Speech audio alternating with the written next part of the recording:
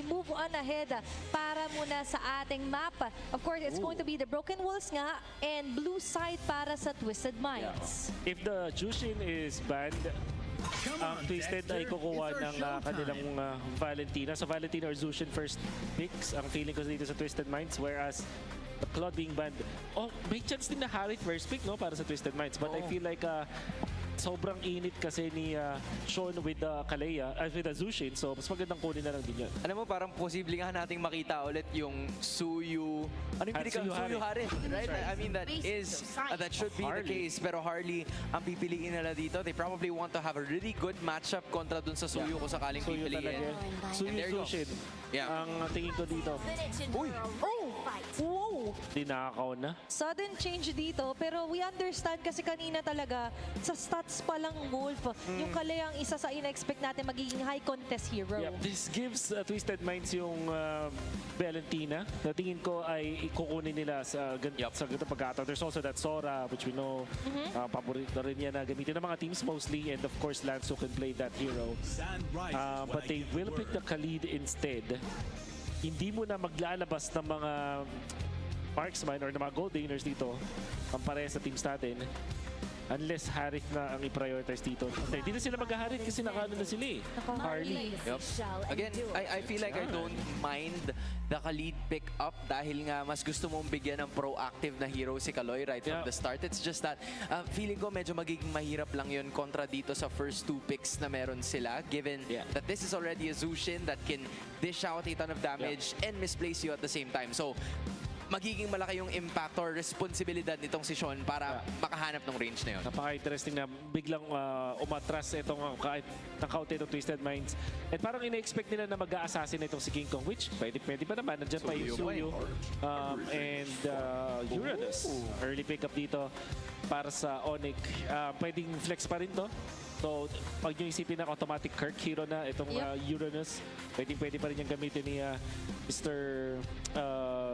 King Kong. Maybe yung last pick nila dito is the gold lane or the jungle. Especially kasi nakita natin yung Khalid na pang-anti dun sa assassin. Pang-invade kasi itong hero na to. At alam naman natin sa mga meta ngayon, ang sakit na pag nag-i-invadean ka ng mga roamers. So, hindi ka pwede maging kapante. Napaka-open na pick from both teams. Especially on the new patch na pwede ngang numako anytime ng green comes. Actually, yung ilang mga roamers. Plus, ngayon for Onic, we do understand yung root nga ng flex and I do love na pinaplay pa rin nila yan even here onto the new patch. At you mentioned nga, very efficient gumamit din si Lanzo no Sora. Understood agad nila Coach Bluff yung assignment. And in addition, I feel like the Suyu, it is again bound to happen kasi nga Uranus yung kanilang pinick up over that hero. It's just that for Onic, they still have a lot of choices na po pwede nilang piliin. Posible na mag-Leo Mord sila dito para kahit paano makasabay dun sa scaling nung Harley. Pero yun din pala, ang kailangan pa pala nilang alalahanin. It's the 3-0 snowball na manggagaling dun sa Twisted Minds na kailangan nilang pigilan at all costs. To be fair, makukunat yung mga heroes nila for that. Specifically, itong Uranus.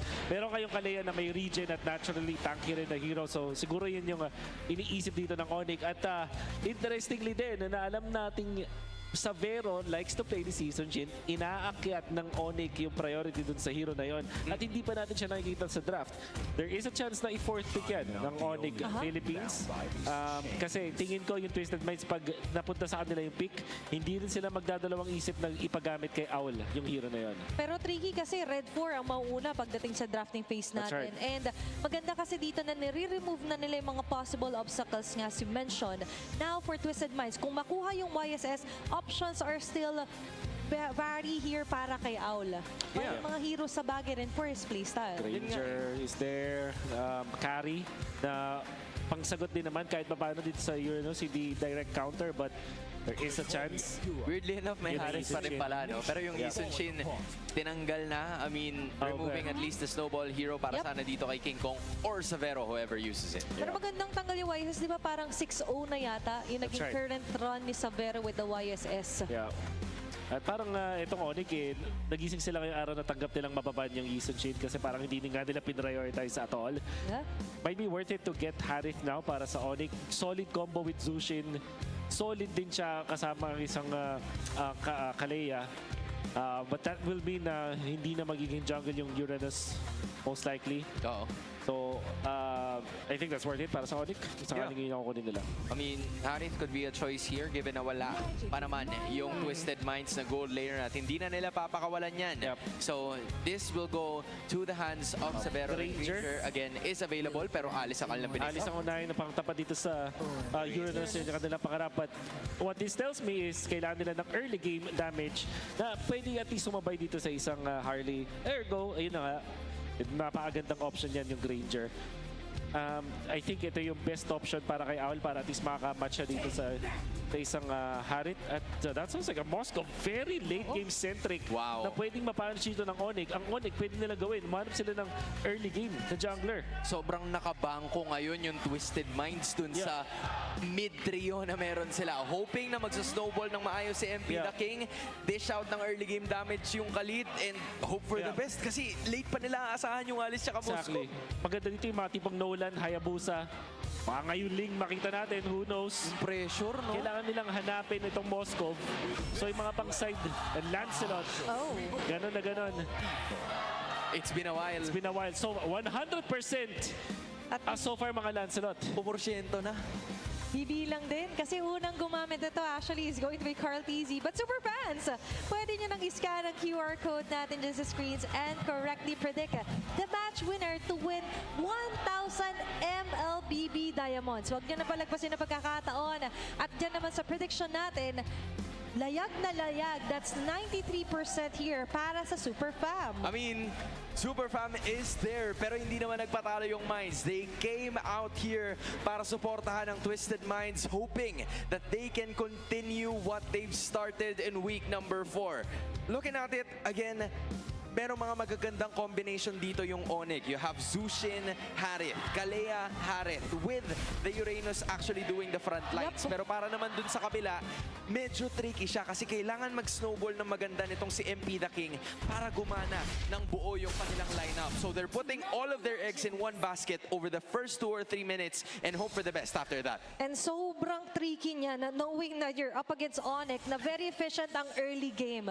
Di ba na-mention to Turkish to victory na ang Twisted is they have to take it to the late game if they want to get an upper hand laban sa Onic. But with a Jushin on the mid, sobra, o hindi nga sobra doble yung magiging delubyo later on nga. Nung trio mid na sabi mong pasan-pasan ang mundo for Twisted at ngayon naging evident na nga yung ganitong klaseng challenge sa kanila hands. Yeah, I mean, tingnan mo yung ikot na ginagawa dito ngayon ng Onic PH. They're immediately removing real estate mula sa Twisted Minds at mukhang ang pupuruhan nila. Una sa lahat ay itong si Lansu. Gonna be more than enough para makatakas siya but that is one up para dito kay King Kong na kahit papano ay nakakuha ng jungle creeps already on the other side. Yun yung beauty ngayon ng recent patch na kung saan na pwede mo naman knockout before prioritizing orange and purple buff dahil sabay-sabay na nga nabubuhay. Plus, not to mention for Onic, na hindi naman nila ikakatakot na masyado bumabad because of the passive here for Brusco. Meanwhile, for Twisted Minds, I feel like na katulad kanina, kailangan talaga sila yung mas magbabank on muna na magkaroon ng magandang foundation sa early part ng ating laban. Tsaka kita mo kanina, Wolf, no? From the start, si Kaloy, hindi siya masyadong nag-engage completely dun sa mga jungle creeps na hinahanap niya mula sa Onic Philippines. Instead, pinoprotektahan niya lang si MP the King para mas madali talaga yung kanyang snowball. Dito kasi yung Twisted Minds, alam nila na pang late game sila so pwede nilang gawin talaga maging patient. Make sure na nakapag-farm sila at huwag magpapadisaster laban sa Onic. Kaya medyo naiintindihan mo ngayon si Kaloy lang ang mamamataan dito sa unang pagong mula sa Twisted at nangangalahati na naman ang buhay nitong pagong. And then there's going to be a Tsunami Slam pero wala pala palang level 4 pero sa MP the King pa ang makakuha niya tapos may bonus pang kasama dahil si King Kong ang unang mawawala para sa kanila ngayon. Si Lansu pumapalag pa. Tatlo yung nasa Onic nandito ay gusto ring makabawi sana pero Twisted Minds napaganda pa. Unang turtle goes to the Minds. In fact, napakaganda niyan para sa Twisted Minds. Hindi lang natin ramdam ngayon yung effect na 500 gold lang. The fact na napatay nila itong si King Kong, tapos nandun si MP the King para makapag-farm ulit. Nakuha nila yung turtle at nakakapiglas pa itong si Kaloy. Everything is looking good para sa Twisted Minds. Hindi lang mukhang malaki itong lead na to, pero sa perspective ng mga players dito, paangat na, uphill climb na to para sa Onic. Magandang opening yun. And we mentioned nga for Onic na mas early sana yung pag-pop off ng composition nila. For Twisted Minds, setting the groove this early means a lot, lalo na't sila nga yung mas gusto nila na mag-control ng mga laban. Yeah, I mean, for Lansu, specifically, napaka-laking bagay nung nakuha niyang kill because this helps him elevate even more pagdating doon sa kanyang scaling. Sabi nga ni Wolf kanina, hindi pa natin mararamdaman completely yung mga ganitong klase ng kalamangan na meron sila. Pero yung Zaman Force ay bibitawan na naman, nandun yung Raging Sandstorm at hindi na naman tatama yun. Pero si Aul ay mabubuhay pa na bahagya. Push sa may bandang likuran at makakatakas pa ang gold laner ng Twisted. No casualties for both teams. Two purifies yung nagamit doon. Sorry, one purify, I mean. But that helped etong si Owl na mag-survive. Buti na lang si Kaloy handa para sa gank na yun. And of course, big credits dito kay Savero for doing that play. Ngayon makakapag-kuha siya ng counter turtle shields. Pero ngayon aga follow-up here for Aula with the SOD. Plus not to mention for Twisted, it looks like gusto lang nilang gutumin muna yung Onic. Hanggat kayang umiwas sa teamfight, iwas muna sila. Kaso kay Savero kasi napunta yung mga energy shields. So this is really a good sign para dito sa Onic kasi meron silang hinaantay na scaling. 2.41 compared to only 2.29. So that's at least an item na kalamangan dito ni Savero in terms of the gold lane. Pero focus muna tayo dito sa may bandang pagong. It's still the same scenario. Kaloy, Brusco, Kirk, Super Friends may meet up dito sa Turtle Pit. Sasama na si Lanzu pero under naman yung Raging Sandstorm. Sama mo na rin ng Phoenix. Tinataboy nila si Brusco sa may bandalikuran pero si Kaloy yata ang matatamaan at naliiga ng roamer ng Twisted Minds sa ngayon. Pulasan na naman ang Minds and the blue side is nowhere to be found in the Turtle Pit. Si Brusco na lang ang naghahanap pero si Lanzu gumugusto pa. Okay, sasalo yata ng damage dito si Lanzu. Just preventing members of Onic na lumalim. Kaso too late na yata dahil napapaligiran na siya ng husto. Hindi na natin makita si MP the King sa screen. It's all King leading Onic Philippines para mabawi ang gold lead. At kung nanonood kayo ng mga laban ngayon, ilang beses kong sinabi yung strength ng isang Harith, like sinasabi, baka first pick pa yung Harith. I think nakikita nyo na yung dahilan. Tignan nyo kung gaano kabilis matunaw yung humaharap sa Twisted Minds. Tol, medyo napapaligiran na. Lumaban na lang ito si Kaloy. Actually, may pagbalik na magagaling kay Lanzu. It's gonna be a takedown mula sa side ng Twisted Minds. Pero mababawi naman nila si Owl. So it's Brusco para sa buhay ng gold laner ng Twisted. And Onic is gonna be taking that win. Looked like a great turnaround pero parang mas nalugi pa doon yung Twisted. Especially kasi si Moskov yung nabigyan doon.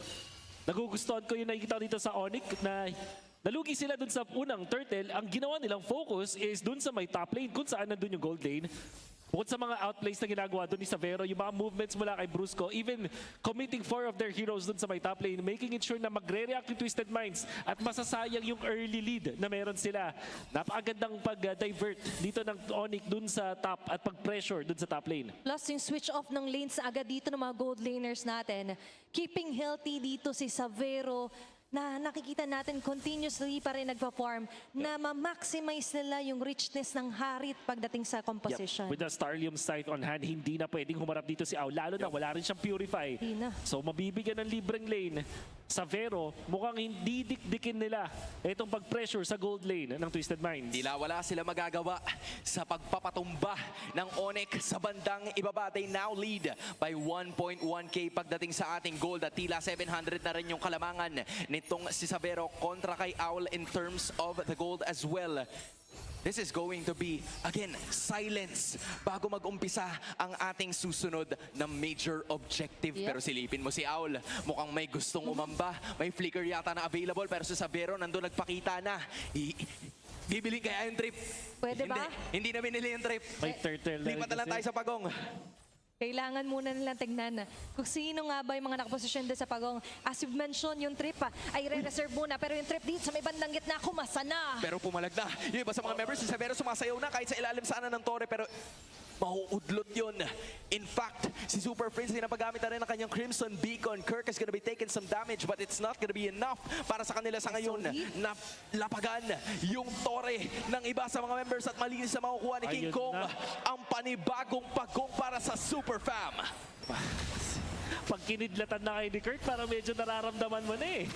Nakikita na natin dito na confident na ang Onic Philippines, especially with one item dito sa isang Uranus na nag-make sure na wala ng DPS dito ang Twisted Minds. This is why I really do not like itong choice ng Twisted Minds na kumuha ng isang Moskov kasi parang naging mode sa kanila. Yup. Late game. Well, we did say sa Keys to Victory. Uy! Take it to the late game. Pero na -1 agad. Okay. Itong si Brusco, so kahit na paano may pagbawi na ginawa ang koponan ng Twisted Minds, delaying what seems to be an initiation. May certain window naman na magpa-pop off dito yung Twisted Minds. Pero yung window na yun parang masyadong masikip dito, Wolf eh. Kasi itong Twisted Minds, masikip sa ngayon, pero mamaya, manaramdaman naman natin na masakit talaga yung dakan nila damage. I mean, I'm not saying na lugi ang Twisted Minds. In fact, with all of their heroes, nagsiscale yan. Siguro, ito na lang Khalid yung hindi, pero Zetian, Moskov, Harley, Alice, hindi lang sila nagsiscale when it comes to damage, pati yung pagiging makunat nandun na rin sa kanila. Problema lang is nawala sa kanila yung tempo ng laban dahil dun sa kakaibang ginawa ng Onic, which is to go to the gold lane instead. Yep, we understand na they have to take it to the late game. Pero what about the early and mid, diba? Hindi rin pwede na masyado sila napapunish. And this is the scary thing. Nasabi nga natin, bumabalik sa dating identity yung Onic Philippines na kaya nilang mambraso kahit early game pa lang. Especially capitalizing na meron silang Jushin agad para kay Super Friends. Yeah, dito mo makikita yung linis ng early game na gustong i-execute ng Onic nung umpisa pa lamang. Oo, sige, sabihin natin na nakuhanan sila ng pagong pero unti-unti naman nilang nabawi yun sa pagkuha ng susunod na dalawa. Gusto sana nilang pabagsakin yung Torres sa may bandang itaas, but Onic will fail to do just that. Kaloy anticipating na nandun yung iba sa mga members ng Onic Philippines, so they will back away. Transition na lang ang ating dalawang teams dun sa pinakaunang Lord. Actually, kung titingnan natin yung kill score, that's 3-2. Lamang pa nga ng isang Twisted Minds. Pero kung macro side of things kasi yung pag-usapan, it looks like Onic still managed to get a hold ng mapa natin. Lalong-lalo na kung makikita mo, abante yung mga members ng Onic. So, nakakakuha sila ng mga green cubs din over Twisted Minds. Yeah. They will try to push up top or at least pressure lang kasi yun naman yung long lane ngayon with the Lord into this bottom side of the map. Hindi kasi nasasabi na pwede makapati Twisted Minds, hindi sila sinusugo ng Onic kasi overtime nakakapag-farm up din na mabuti dito. Sila Savero and right on cue dito natin makikita kung kamusta na ba yung magiging damage as we take a closer look dito sa kanila magiging posisyon sa paunang Lord ng laban. Those core items have already been achieved na tong si King Kong, and it's all Onic Philippines except kay Lanzo at Kaloy na gustong dumayo sa ngayon. Lagpas kalahati na ang buhay ng Lord. It's gonna be the rest of the members, even Sean, na magki-clear lang ng kanilang mga minion waves pero tila hindi na nila i-contesto or else meron naman na extra engage pero makukuha pa rin ni King Kong yan using the retribution. Palagan na naman na iba sa mga members. Crimson Beacon na ibibitawan na naman pero si Kaloy na ulay makakatakas pa. Hinahabol ba sila na iba sa members ng Onic Philippines, and let's go. Actually, Kaloy is gonna be going down, and same goes for the other style. Maghahabol pa si King Kong. Phantom execution. Samahan mo pa yung iba. It's Onyx styling on Twisted. What a play coming out from Onic. And most importantly mula dito kay King Kong, under duress, dun sa Lord fight, tinatamaan ng damage ng Lord at pati na rin syempre nung stun nung Alice, pero siya pa rin yung nanalo sa Retrian. Sabay pinirmahan pa nga dito, etong si Owl na hindi man lang nakapag-purify whatsoever. At this point in the game, the power spike really is on Onyx side. Nakita naman natin kung paano nila pinanghahawakan din yung mobility na meron dito si King Kong onto chasing down certain heroes at Twisted Minds. Plus, not to mention na nakikita natin yung disiplina na meron sila. Hindi man sobrang kill on kill yung nakikita nating clashes, but it's more about the quality of the kills naman na nakuha nila against Twisted Minds. Now, the quality of the turret naman ang kanilang ima-maximize, trying to tore down the base turret here para sa Twisted. Malilinis pa nila yon. Hula sana ang Onic. They got the energy shields. They were hoping na sana mabawasan na yung energy shields or actually the holy defense coming out from that. Pero hindi yun yung nangyari. So, it is Onic still na meron pa rin hawak na halos 5,000 pagdating sa kanilang kalamangan at meron naman silang minion wave na dito sa may bandang gitna hoping that they could burst down this inhibitor. Pero hindi ganoon na magiging kaso. Depensa pa rin ng Twisted. Pangungulahan ito ni Lanzo. Kaloy naman na nasa bandang gitna ay ganun din ang gagawin. Next up is bot lane. So again, wave wave management coming from Twisted Minds is there. Tatlo pa rin ang kanilang inhibitors. Wave management, but what about the player management laban sa Onic? They do have, well, they don't have any choice. Kailangan nila dumepensa dito and to be fair, meron silang composition na magaling naman dumepensa. Ang ginawa ng Onic is to go for a three-pronged attack at mukhang mapupush nila yung mid. Sana nila yun. Kumbaga, hindi na sila kakatok pero Throne of Ruin nabibitawan na naman si Zafero ang babagsak. What an initiation mula dito kay Lansu. At bigla na lang yata, ito na yung bintana para sana makabawi ang Twisted Minds sa laban na to at andun na naman yung engagement. Pero si Kaloy na naman to, si Lansu ay papalag but there is going to be the back away na kinakailangan ng Twisted breathing room para sa Minds. There we have it, an opening at si Savero pa yung napita sila of all people sa Onic. And that's Lansu once again. Hindi pa siya tapos sa kanyang pag-init dito sa ating liga from week number 4. Nakita natin kung gaano ka-impactful si Lansu. Back-to-back games para sa Twisted Minds. This time, 2-0-1. Unti-unti nang nagiging problema and with that jump onto Savero na walang purify. Going in for the flicker. That will give the Twisted Minds a lot of time. Tol, pero si Owl, pinapunta ng todo. Pinoprotektahan ni Kaloy. Siya sana magiging bodyguard pero nawala naman si Owl. It's gonna be a Throne of Ruin na nando pero asan yung damage? Medyo nawawala. Kaya papalagang Onic Philippines with a 3.7k goal. Tutulong na rin si Kirk. It's gonna be a 4v3. Andun naman si Kiko sa may padalikuran. Si MP the King ay buhay pa rin. Kamuntikan pero kada bliss ang atakas na gustong gawin ngayon nitong si MP the King at talagang nagtatarget na ang Onic Philippines patungo doon sa base and with 5 members still available. They might go for this. Atake na naman ng Twis. Yung Onic Philippines ay gusto na namang makadepensa pero actually atake na sila pero andoon pa rin ang Twisted Minds. Si Latsu ang mawawala with 8 seconds for Kaloy. 2 for Owl. This might still be a game. Grabe naman yung extended team fights and Onic Philippines really not letting their guard down doon. Taking out 3 members of Twisted. And this is because of the play, the macro play mula dun sa Onic Philippines. Kung paano nila dinaisect ulit yung mapa and Zushin mula dito kay Super Friends. Isa sa mga priority na nagulat ako na ibinigay pa ng Twisted Minds sa Onic Philippines. Nakakontra na nga sila at ito na siya. Guard! Guard! Guard! Nandiyan na siya. Guard, nandyan na siya. Ang Gising kidlat na. ni Kirk. Gising na po ang kidlat ni Kirk. Kinindata ng Twisted. Basag na rin ang ibaba. At ngayon, mas lalong mamomroblema ang Twisted Minds as Onic slowly reaches their maximum here na pwede nga nilang lalong mayari yung mga members na nag-aabang na makadepensa laban sa Onic. Magmamarcha na yung Lord. Pauunahin muna ng Onic Philippines si Kirk nandun sa may batay ilalim. Pero doon naman yung Throne of Ruin. Pero isa lang ang tatamaan kahit nga yung Spear. Hindi rin tinablan yung iba sa mga members ng Onic Philippines. Si Brusco na naman na mag-engage. Tapos may mga pana na manggagaling dito kay Owl. Pero siya na may kagalusan. It's gonna be the rest of the members still holding on for dear life. Dahil buhay pa ang Twisted. Owl is actually getting 56 damage. Pero siya wala na naman. Winter Crown na ibibigay. It's gonna be 4v1. It's gonna be a 2v1 naman ngayon. At si Kirk na nga nag-iisa. Walang makakapag-burst down sa kanya. Pero yung Twisted, humihinga pa. I will survive! And in the process, mga napaganda pa ang depensa dahil 4 ang kanilang matatanggal na miyembro ng Super Fam. The Savero. Nakita natin kung gaano katindi yung kanyang galawan doon. Especially because nung tinry ni Lansut na gumawa ulit ng flicker play na ilagan niya with that flicker. We can see that through the replay. Reaction coming out from Savero after that one.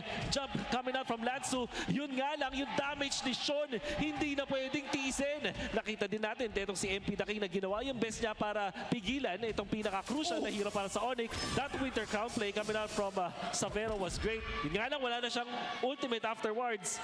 So na-outplay pa niya doon si Owl. However, Twisted Minds bought some time, 2.7k. Papalapit sa kanilang power spike.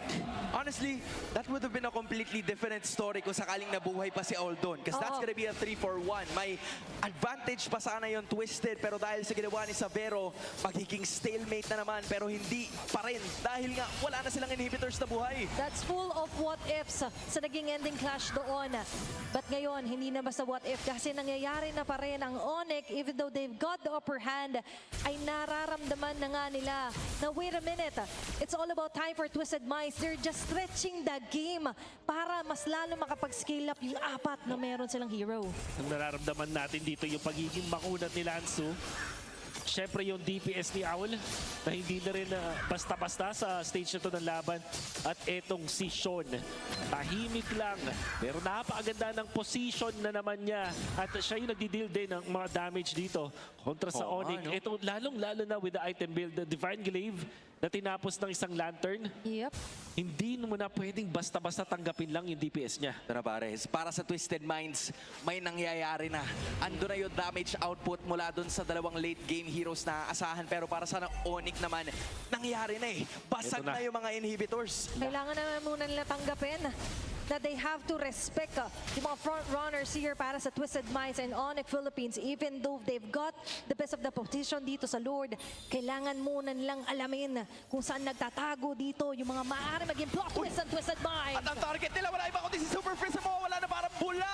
May tsunami slam na naman nabibitawan sana si Brusco, pero parang wala ng pakiyan. Twisted Minds, nandito naman si Sabero para sana sumayaw. Ina-isolate siya ngayon ni Lanzu. Pero wala si MP the King. Wala ang Red 3 holder ng Twisted. It's gonna be a 1-for-1. At magpupulasan ng dalawang teams. Wow! King Kong saving the day para sa Onic Philippines. Disaster na sana with a great play coming out from Twisted Minds. I really like the idea dito na pinupuruan nila si Super Fritz knowing na siya yung magiging problema para sa Twisted Minds. But now, King Kong salvaging the fight para sa Onic. Mabubuhay na si Super Fritz. Magiging 5v4 to for 10 seconds. And now they're knocking onto the Lord. They're gonna have to make a choice now kasi lagpas kalahati na ang buhay ng Lord. Si Sabero na naman ang tumatarget. It's gonna be another star! Si Owl! Ang nakakuha niyan, palaga na naman ng mga members ng Twisted Minds. Pero ang target nila ay si Kaloy. May imo pa naman kaya mabubuhay siya na bahagya. Pero may tsunami slam at wala na naman yung iba sa mga Taki members ngayon ng Twisted Minds. Si Lanzo ay buhay pa, doing his best to buy himself some time para sa Twisted na makapalag. Pero mawawala na rin siya. It's gonna be 3-4-5. Now Onic is looking at the base. They've got their risky Lord, pero at what cost? MP? Dalawang front runners. Prediction malala! MP the King is still alive, but what a call! Read mula kay King Kong, tapos ngayon dalawa na lang ang sana dumidepensa. Si Aula mawawala. 5 pa rin ang buhay sa Onic. Ito na yata ang oras. Si Sean dumidepensa pa, sinasamahan itong si MP. Pero nandito pa yung Lord, yung kanilang 6-man na dumidepensa pa rin. It's gonna be Onic still looking for the attack. And tirada na naman kay MP.